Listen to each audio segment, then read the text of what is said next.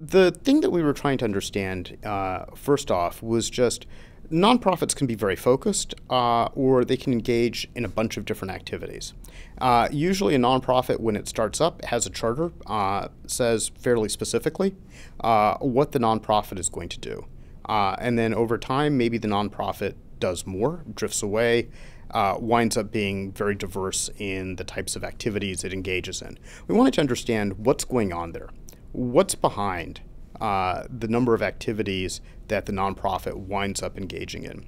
And what we hypothesized and really found a lot of evidence for was that as you add board members, each board member has their own objectives, their own sets of things that they're interested in.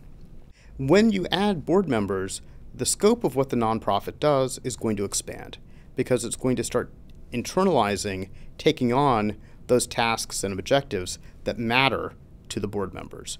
So the first natural thing to think about is do you actually see an association between how big the board is and the number of different tasks or programs that the nonprofit does? And we do find that. In fact, basically each additional board member is associated with a new task. There is a benefit to having more board members because typically more board members bring in more money, more assets into the nonprofit because many times people become board members by making a contribution to the nonprofit. Certainly that's true in charitable organizations.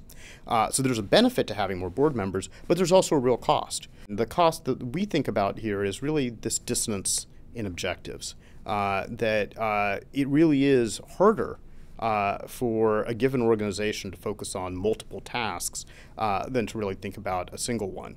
And yet it isn't necessarily apparent ahead of time that just because you've got more board members, you're going to wind up with more tasks. You could imagine that you can strictly add board members who care about what you care about and nothing else.